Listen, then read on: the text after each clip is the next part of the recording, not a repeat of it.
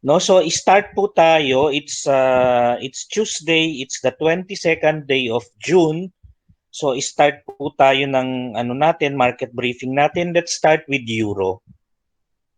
So tulad ng lagi nating ginagawa, we always try to look for the bias for today. So yung bias po for today, kung titingnan po natin yung chart po natin, ito po is a reversal formation. So if it is a reversal formation, ang qualifier po niyan, there should be a trend prior to the appearance of a reversal formation. Otherwise, kung walang trend prior to its appearance, wala kang ire-reverse. So, yun po ang ibig sabihin ng reversal. Ano? So, dito, pagka nag-consolidate po yan, you cannot read a reversal signal here dahil walang ire-reverse dyan. Dahil nagko-consolidate po siya. Nakakabasa ka lang ng reversal pagka meron kang clear na trend that is ongoing prior to the appearance of a reversal formation. So ito po ay reversal formation. You may call this it can be an engulfing pattern, pero kung titingnan mo bitin siya dito kasi mas mataas yung kaniyang opening kaysa closing dito, no? So it can be a engulfing pattern or a two-day key reversal. So kung bakit po yan tinawag na two-day key reversal, kasi sa Japanese candlesticks, walang two-day key reversal. You only find two-day key reversal in your bar chart. So ito po yung itsura ng two-day key reversal. So ang ine-expect po natin for today, since reversal po yan ay either magko-correct yan or magre-reverse ito. But in this case, most likely it's going to correct. Bakit po magko-correct yan? Kasi napaka-steep nito. Kung napaka-steep po usually ng movement, usually pagka nag-about face po ang presyo, nagko-correct po. So dito we are expecting a correction for at least for today. So we go to our smaller time frame chart following the factor that we have set doon sa pagtingin ng mga smaller time frame, ano? So if you are on the daily, you go to 4 hours. So ito po yung 4 hours naman. So kung titingnan mo ang 4 hours, saan papunta ang presyo? Di po ba pababa? Pero bakit ang basa natin ay paakyat? Kasi ang bias ng daily because of the reversal formation is paakyat po siya. So kung titingnan natin dito, balik ko lang sa candlestick, no? Kung titingnan natin dito, is there any area of value here that says it is a support area? Ito.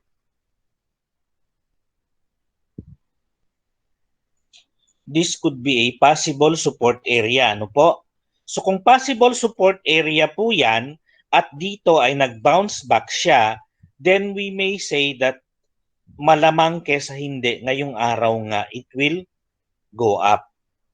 So kung titingnan, if you are going to confirm that on your smaller, yet smaller time frame, for you to be able to identify kung saan ka papasok na presyo, kung titingnan mo ito ngayon, pwede kang pumasok dito since nag-i-start na siyang nag-break ng market structure. Anong ibig sabihin ng nag-break ng market structure dito? Yan po ang unang high mo na na-break niya, and then ito yung pangalawang high na na-break niya. So ibig sabihin, meron ka ng series of increasing peaks and increasing lows. So ang ideal po na entry level dito is, bakit hindi siya makita? Ito po, anong price po ito? 18. Dali, ang dami kasing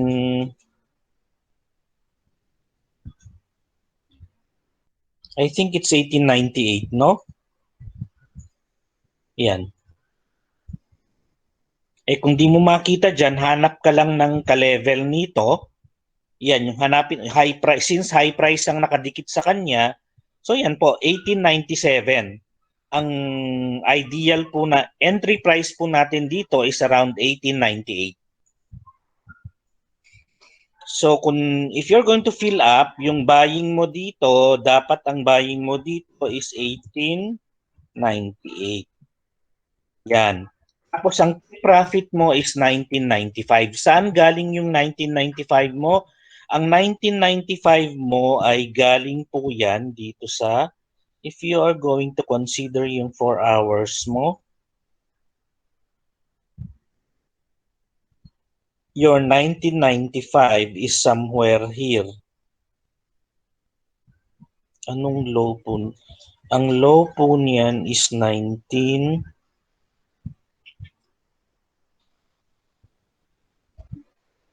Ang low po nito is 1985. So yun po yung sorry, nagkamali ako ng type. 1985 tapos yung cut loss mo because of the 13 pips na ATR, it can't be sa hourly niya. Sa hourly po natin, tingnan natin ang ATR niya ha. Hindi ako makapaniwalang 13 pips po lang yun. So, yan, 12. 12 times 2 is 24. Kaya po dapat dito, 24 po ito. Yan, 24. So, yan po ang ating cut loss po sa pag tayo ay pumosisyon ng euro. Ayan po. Kasi meron ka ng series of increasing peaks dito, so most likely paakyat na po siya.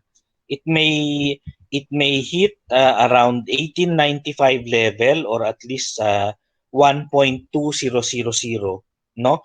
So yun po yung pwede niyang puntahan po for today. So it may hit 1985 to around 1.2 flat. So kung wala na pong katanungan diyan, titingnan ko lang kung may nagre-request ng ano po. Ha?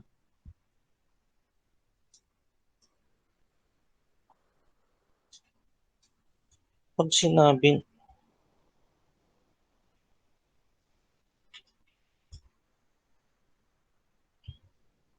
ang next po na titingnan natin ay ang GBP USD. Sa GBP USD naman,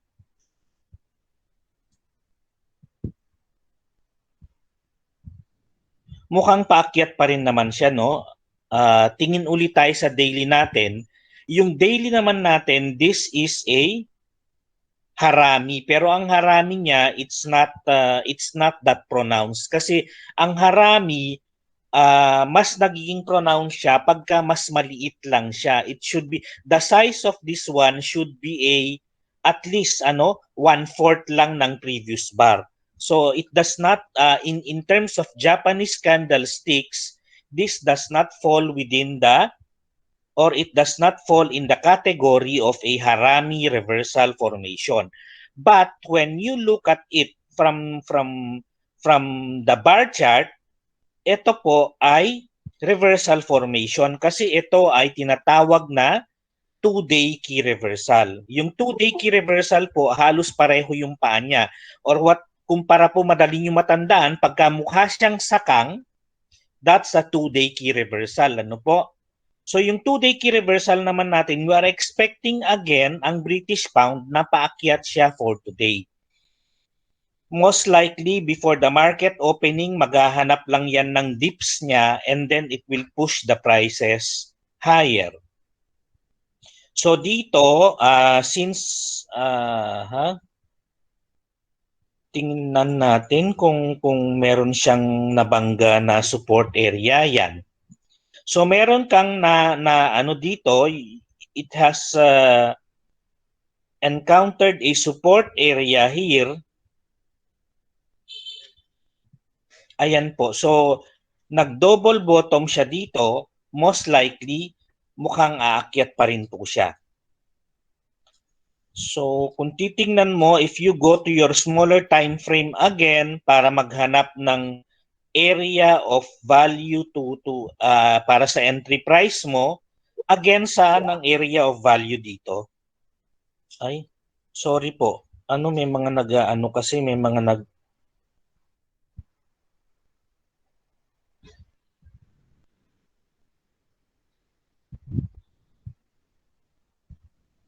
Ayan. So ang area of value po natin dito sa, sorry yung chart, yung area of value natin dito sa 1 hour is, if you look at this previous high po na ito, or itong previous low na to, no, this could be your area of value kasi malapit po siya dito sa moving average po natin. Itong low na to, you just get yung low dyan. Ang value ng low dyan is 1.3895. So yung 1.3895 can be a kung paakyat po ang tingin natin ngayon, this could be your buy low na area. Itong for today, ano po, 1.3895.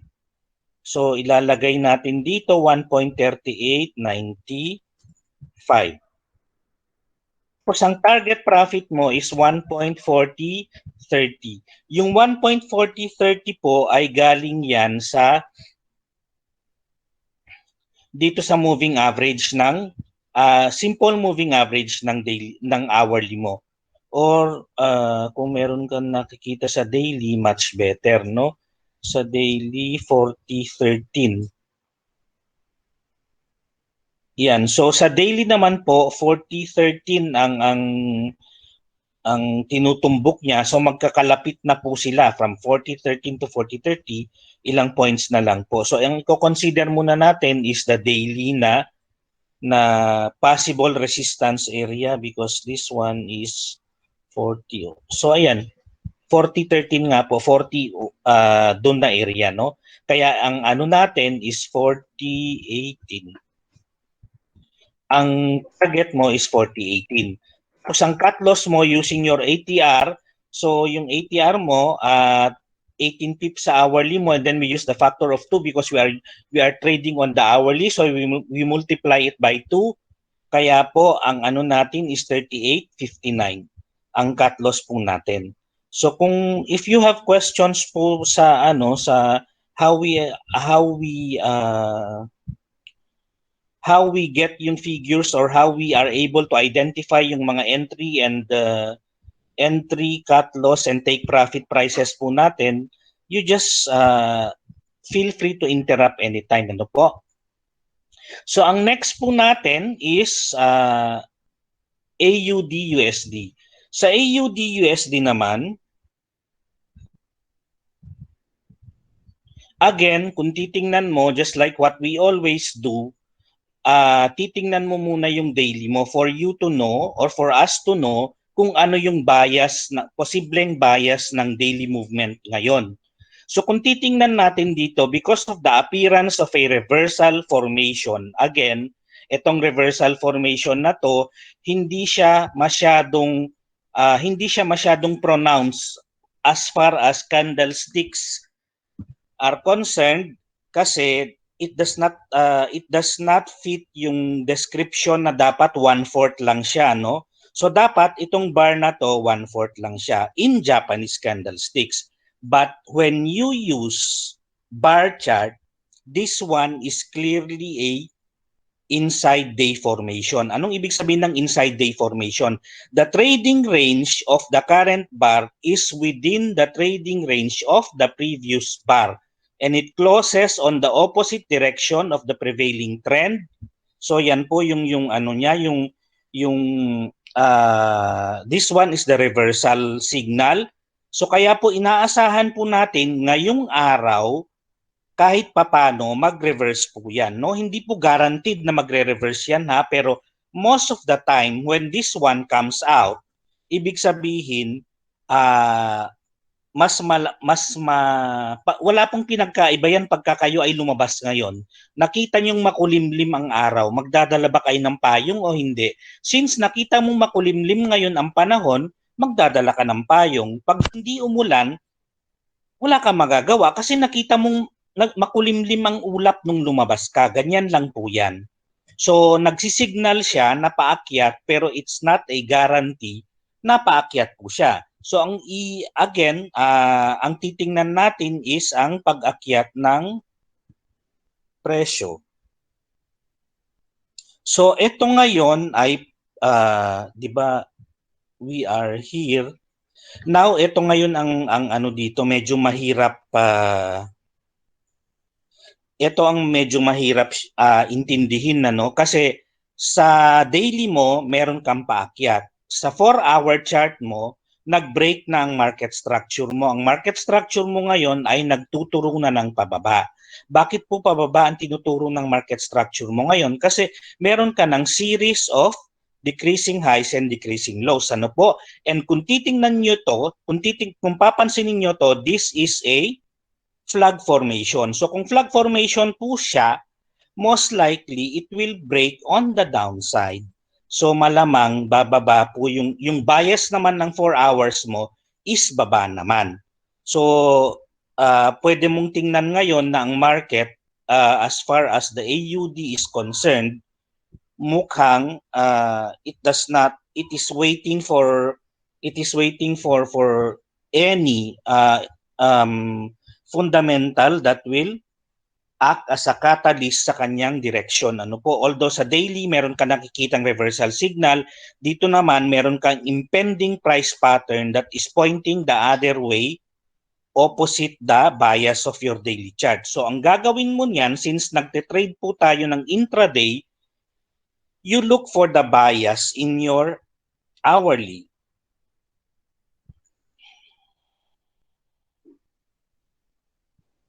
So kung titingnan mo yung hourly mo ngayon, saan po siya papunta? So kung titingnan mo siya, 1, 2, 3. So ito kasing formation dito, itong rectangle dito, if you notice, may tatlo kang bottoms dito, di po ba? So itong tatlong bottom dito, nagpapakita siya ng momentum towards uptrend. Bakit ko sinabing momentum towards uptrend? Because if you recall yung topic natin about RSI, no, this is clearly a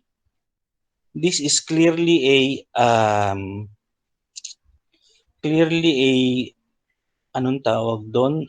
Failure swing, ano? Yung failure swing na 'yan, halimbawa, if you see 3 points dito, three lows, itong first low mo, itong second low mo, itong third low mo. Itong second low mo is lower than the first one, but the RSI is higher. So normally, nung araw, hindi ko alam kung bakit ngayon it takes 3 lows. It takes the third time para umakyat siya. Dati, pagka nakita mo to, nag-failure swing dito, aakyat na yan. Ngayon po, nag-aantay na siya ng pangatlong beses bago umakyat. So kung yan po ay aakyat, at ito yung resistance mo dati, at ito naman ang nagiging support mo ngayon, so ang buying mo po, dito po.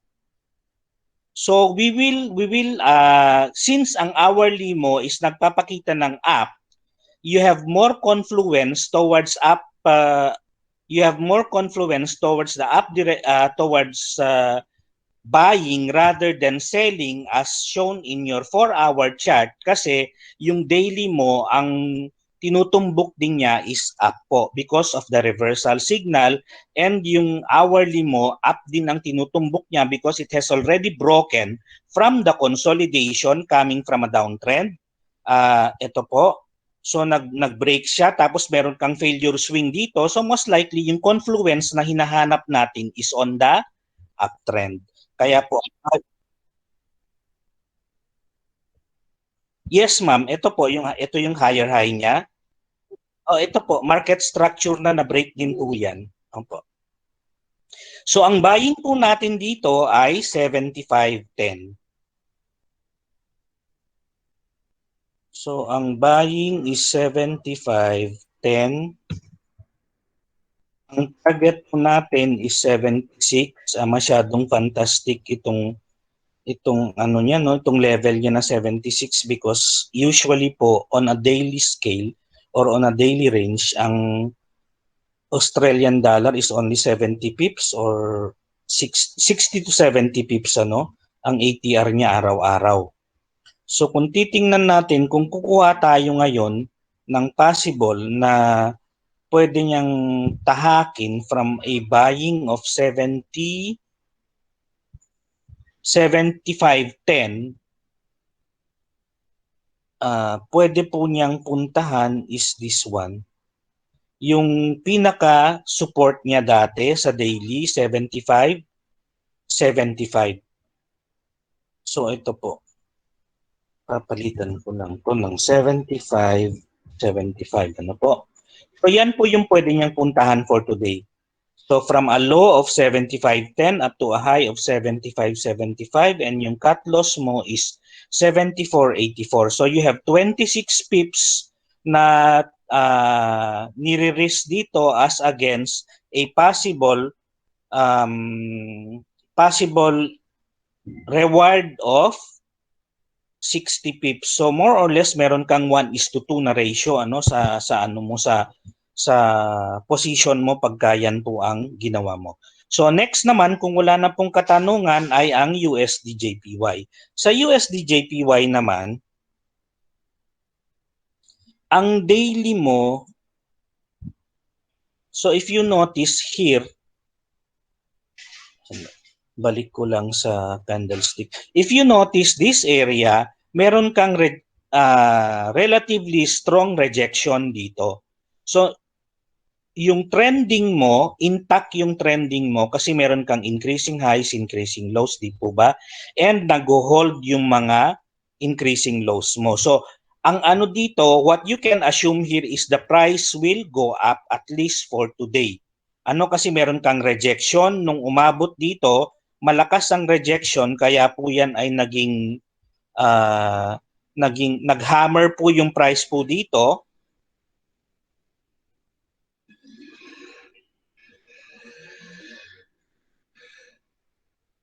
We look at our smaller time frame to identify an area of value. So kung papansinin po ninyo, within the last 12 hours, 4, 8, 12, every time it touches the 26-day moving average, malakas ang sipa ng presyo. So ibig sabihin po niyan, if you consider yung market psychology within the last 12 or so hours, malakas ang bias ng market towards the uptrend. So kung titingnan natin sa hourly, para po tayo ay pumasok,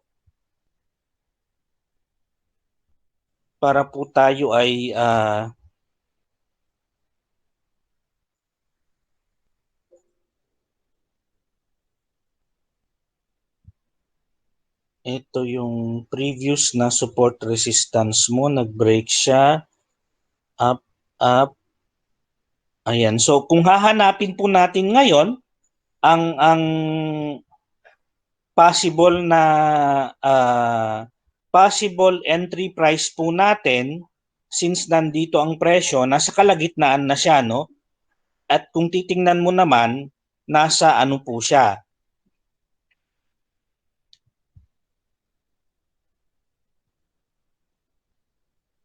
Ayan, kung papansinin po ninyo, meron pong wedge formation dito. So, why do we choose to ignore it? Ayan, kasi ang ano ng wedge formation sa ano lang natin sa analysis natin, ang bias ng wedge formation is counter directional. Ibig sabihin, if it is pointing up, it usually breaks down. It usually breaks on the downside. If it is pointing down, it usually points sa upward movement ng price. So dito, dapat ang bias po nito ay pababa po siya. Pero kung babasahin mo ang market structure nitong hourly mo, ito yung previous high mo, nag-break na yung previous high mo. So ngayon, ito po para lang po mas maliwanag, kasi between a market structure and a price pattern, mas may weight po ang market structure. It might be a little bit, it might be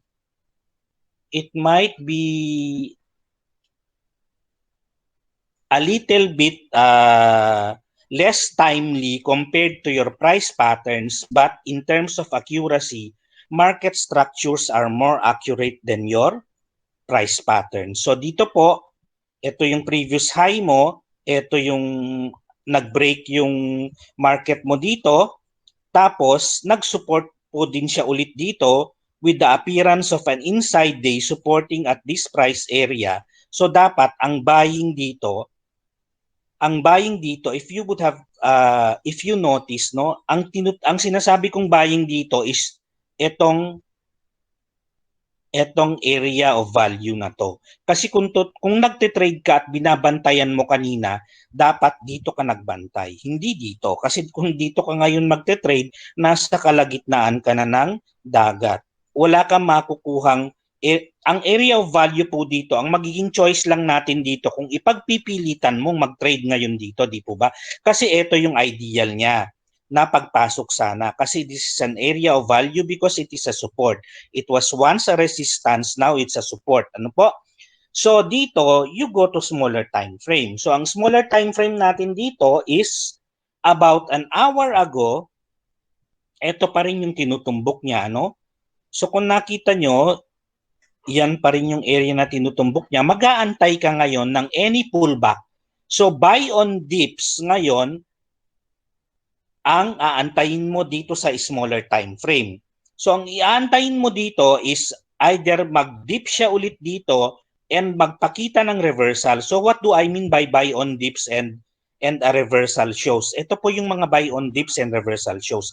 Ito meron kang harami dito, ito yung support mo, ito yung dalawa ang support mo diyan, yung moving average mo at saka yung trend line mo, nagpakita ng reversal. Halimbawa, di mo pa alam yan. Diyan ka ngayon magte-trade. Nung nagpakita siya ng reversal, diyan ngayon yung trading mo. That is if you are really adamant in trading using this 15-minute chart, ano? So kung halimbawang ano ka naman, swing trade ka naman, titingnan mo ngayon sa per minute mo.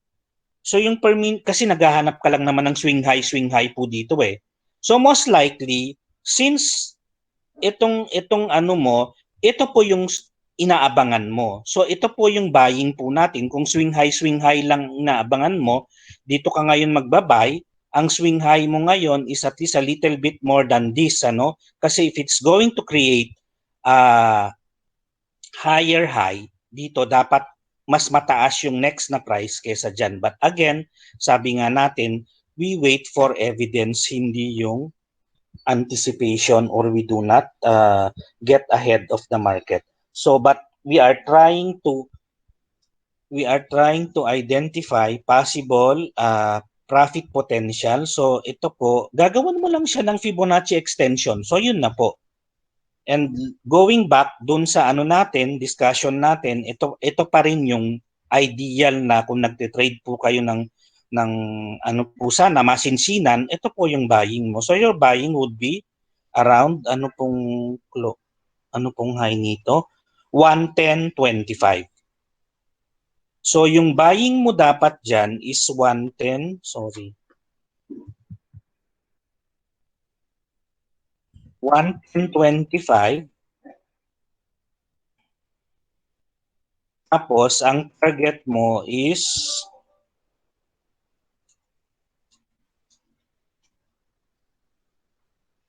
ang bilis.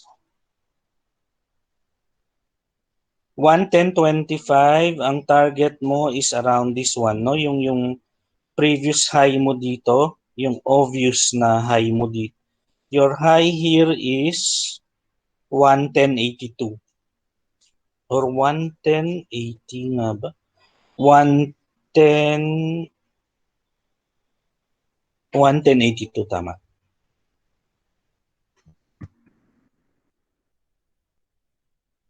Tapos ang cut loss mo ngayon, which is based on your ATR, ang ATR mo ngayon ay 12.2, so 24.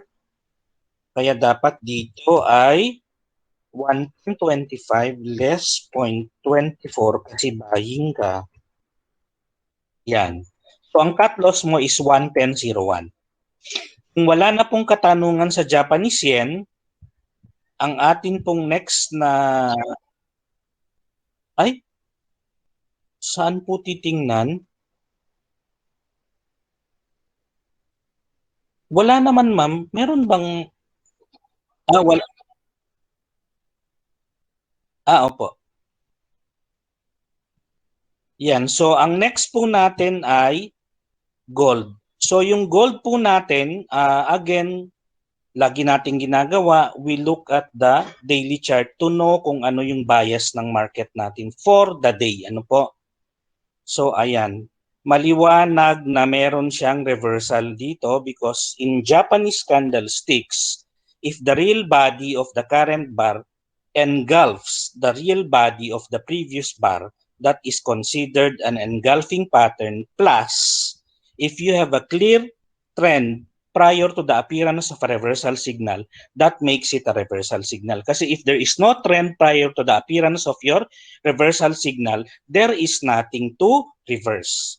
Ano po? So ito po yung ating ngayon, ang bias po natin for today, ang tinitingnan natin is most probably uptrend po, no? So going by dun sa natin, sa factor na fina-follow po natin from one time frame to another time frame, ito from 24 hours we go to 4 hours. Kasi we follow a factor of 4, 5, 6, ano po, whatever suits yung factor ng 4, 5, 6 based on the previous bigger time frame, yun yung fina-follow po natin. So sa 24 hours po, ang next po niyan is 4 hours. So sa 4 hours po natin, up po ba siya o down po siya? Kung titingnan mo ang market structure mo dito, down pa rin siya. Di po ba? Down siya pero ang daily mo, ito ang nagpapagulo kasi ang pinapakita niya dapat up po siya. So most likely it will make a correction up to this level, ano?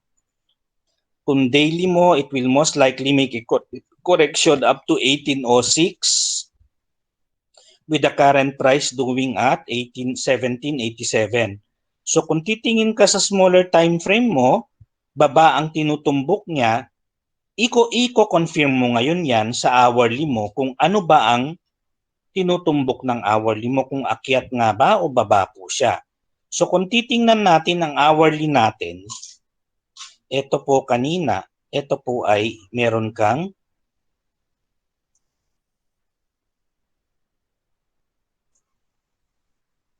yan, kung pagdudugtungin mo lang, napansin nyo po, palalakihin ko lang ito.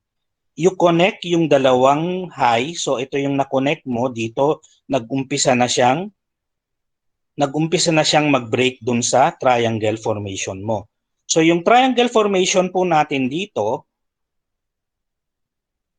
yan, pag nag-break yung triangle formation mo, gagalaw mo lang yan. So ang first po na target niya is, ito na, wala na palang, yan po ang target niya. So kung as you go along, paakyat din ng paakyat yan. So ang titingnan lang natin most likely is nandito po yung 200-day moving average. Since magkalapit sila, yan na lang muna ang i-consider natin for our trading today kasi yung 200-day moving average mo mas malapit siya sa ATR mo when it comes to your daily reading. Kaya po ang target profit po natin is 1825. Ang buying mo is around yung trend line po dito, kanina yan, just an hour ago, ito po, yung buying mo should have been around 1782. 1782, 72, yan, 1782, 72, ang target profit mo is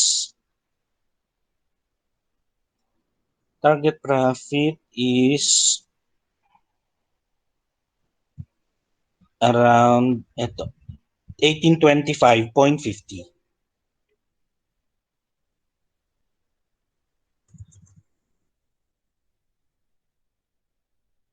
Tapos ang cut loss mo is $10, which is ang $10 po if you are trading on a 10,000 or mini lot, mas malaki na po masyado 'yan. Kasi ang cut loss mo pag $10 ang cut loss mo, that's around 100. US dollars na po, ano. So kung nalalakihan po kayo diyan, you may compute for your trade size. Meron naman pong mga free applications diyan para mag-compute ng lot size mo. If you only want na halimbawa ang gusto mo lang i-risk for this particular trade is $25. So ang i-trade mo lang po is 0.025. A quarter of 0.1%, a quarter of 0.1 kasi ang 0.1 is 10,000 units, no? So ang 0.025 is a quarter of 10,000 units, which is around 2,500 units ang trade size mo. Or kung if you want lower, then pwede naman po. Or if you want na senta-sentavo ang galaw ng risk mo, bawat pitik ng presyo mo, then you may opt for the minimum is 0.01. Ano po? Or meron pa atang mas yung mga ibang platform, I think they're offering mga lot size nila may 100 din, I'm not sure, no?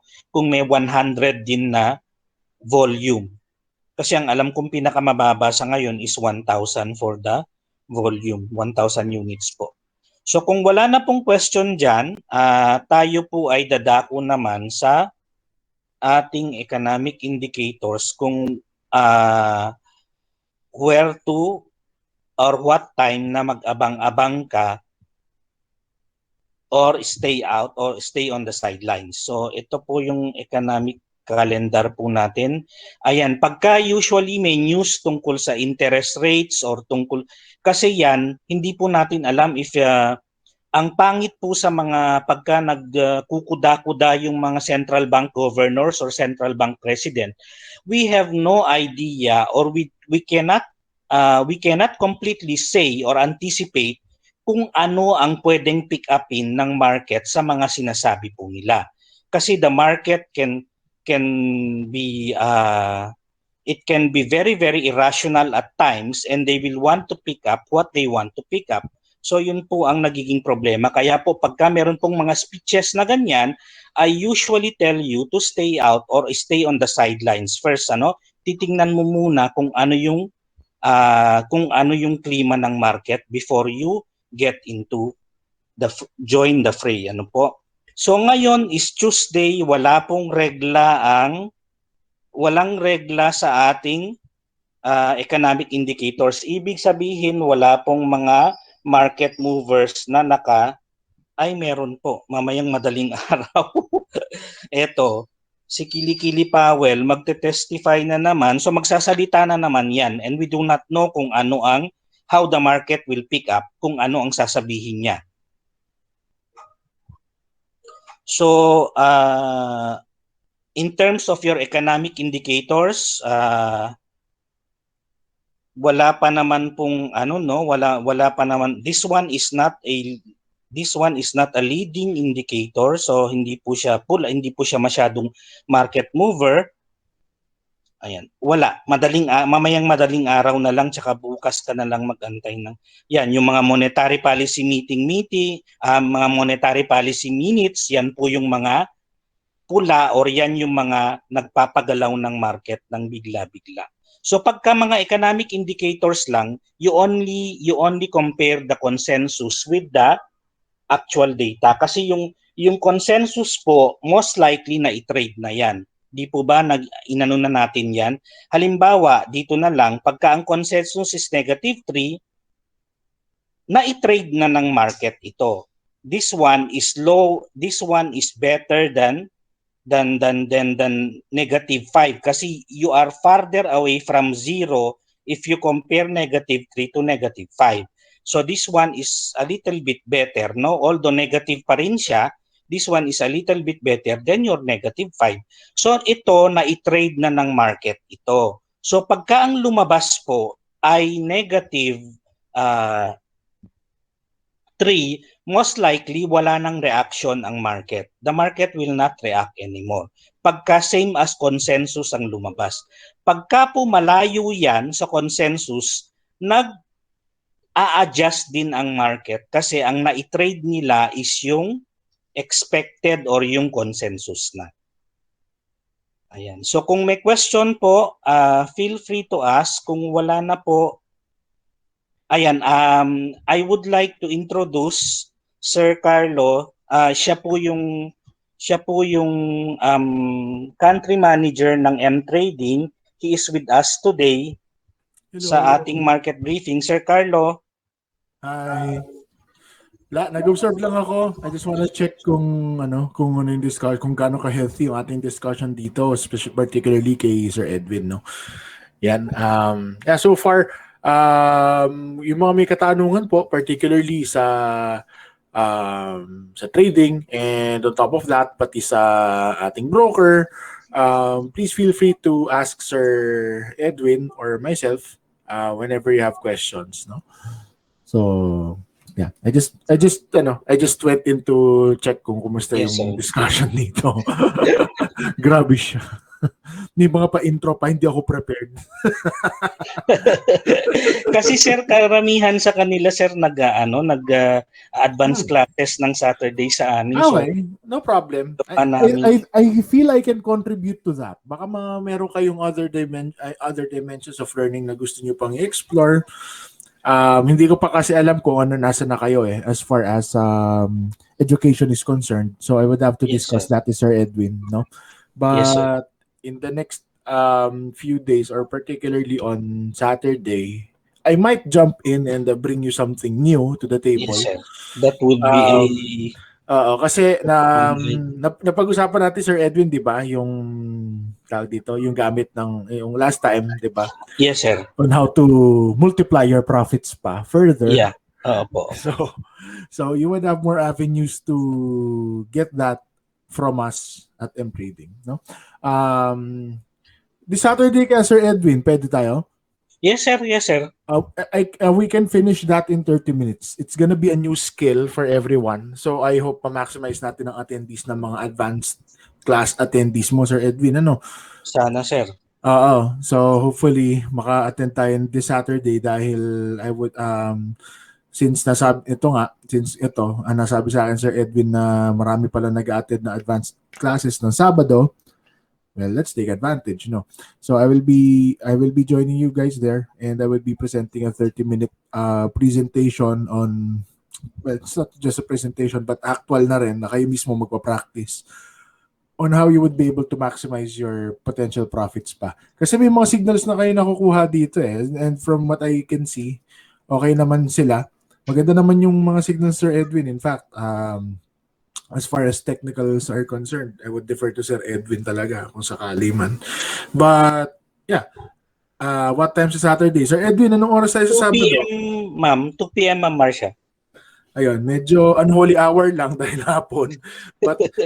Pero, kape-kape na lang po tayo, no? Tsaka wag masyado magpakabusog ng lunch. Paki-advise na rin po ang inyong mga friends and colleagues dito sa inyong study group. And it would be a session na I believe will benefit everyone, no? Kasi yun nga, napag-usapan na namin ni Sir Edwin yung tawag dito. Nabigyan ko na si Sir Edwin ng small glimpse dun sa magiging topic natin. 'Di ba, Sir Edwin, nakita mo yung potential nun? Yes, sir. Yes, sir. na you can, with just one signal, you can trade as many as possible. Yan. Right? So, yan. Okay. So, hopefully, you guys would be there on Saturday, 2 p.m. And after no session ni Sir Edwin, I would be butting in and then showing you. Or perhaps siguro muna na ako, Sir Edwin, no? Na Pwede, sir. Sabado. Yes, sir. Total, Sabado naman, patay naman ang market. So, gagawin natin on Saturday, we would be discussing yung yung topic natin. After that, pwede niya nang i-apply immediately once na nag-uusap na kayo ni Sir Edwin, particularly on your signals, on what to do on Monday or whatnot. Okay. So yun lamang po on my end. And just in case, tawag dito sa mga hindi pa naka-register kay M-Trading, now is a good time to register because with M-Trading, we do have what you call as much as 200% bonus. So, may limited lamang siya. So, if you would be if you would be putting up an account with them trading, you can get as much as 200% bonus. So magiging triple po yung account natin. Right? Sige, Ma'am Marcia, i-forward ko po kay Ma'am Joanne yung link mamaya. Right. Si Yes, ma'am. si Sir Edwin na po ang bahala sa inyo. Anyway, si Sir Edwin na rin ang magiging contact person ninyo, particularly on M-trading concerns. Kasi nga naman si Sir Edwin na rin ang mag-handle ng inyong mga accounts. So just in case that you would have concerns pa, kindly direct them to Sir Edwin himself. Okay? All right. So on my end, that would be all for me. Literal na nag-drop by lang po ako just to witness yung what you have here on your study group, no? Yan. And hopefully kumikita naman po tayo lahat. Yan. Right. Okay. Maraming salamat po sa inyong time. Maraming salamat, Sir Carlo. Salamat din po. Yan. Okay. So kung wala na pong katanungan, yan po ang ating market briefing for today and hope to see you all again tomorrow po.